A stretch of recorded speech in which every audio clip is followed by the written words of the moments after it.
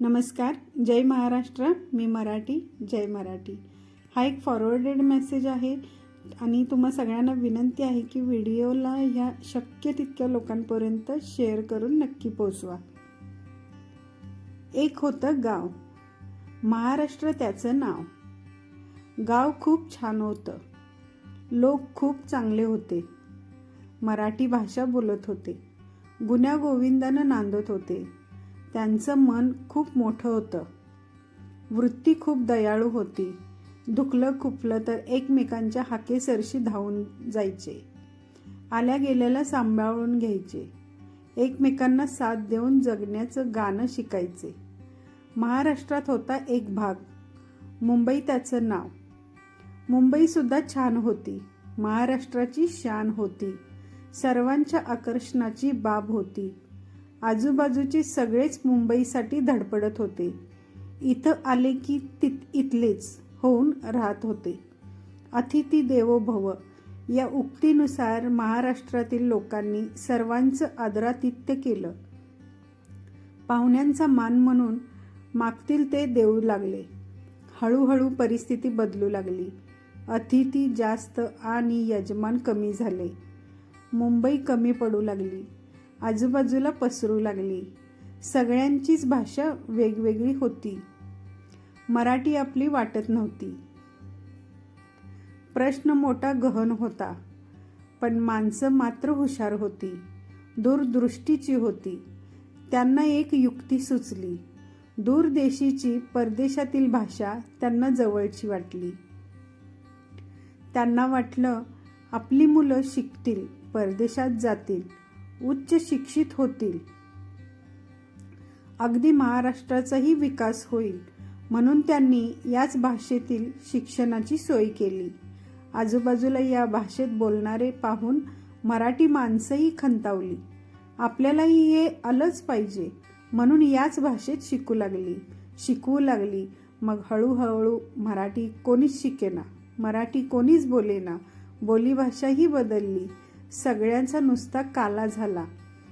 शुद्ध सुंदर मराठीचा लोप झाला. अशा या महाराष्ट्रातील एक छोटा मुलगा आपल्या आईबरोबर, माफ करा आपल्या मम्मीबरोबर एकदा वाचनालयात गेला. चुकून त्याचा हात पुस्तकावर पडला. त्यानं ते उघडलं, पुस्तक शहारलं, पानं फडफडली, आनंदित झाली. त्यांना वाटलं निदान आज तरी आपल्याला कोणी वाचेल. इतक्यात त्या मुलानं विचारलं, which language is this? Mummy खूप सजग होती, मुलाचं हित जाणत होती, सगळं ज्ञान पुरवत होती.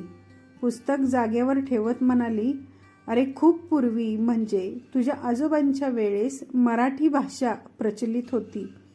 आता कोणी नाही ती बोलत. पुस्तक कोमेजलं, पानं आकसली, पानापानातून अश्रू ठिबकले. पण हळहळ वाटण्याचं काही कारण नव्हतं, कारण आता मराठीसाठी दुःखी होणारं काळीच कोणाचंच उरलं नव्हतं.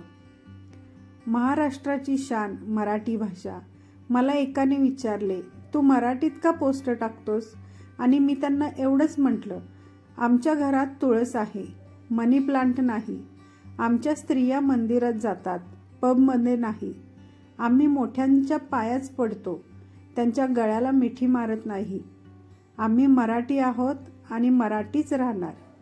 तुम्ही इंग्लिशमध्ये मेसेज केलात तरी मी रिप्लाय मराठीतूनच देतो. याचा अर्थ असा नाही की मला इंग्लिश येत नाही. अरे गर्व बाळगा तुम्ही मराठी असल्याचा. काकीची जागा आता आंटी घेते. वडील जिवंतपणेच डेड झालेत. भाऊ ब्रो झाला आणि बहीण सीस.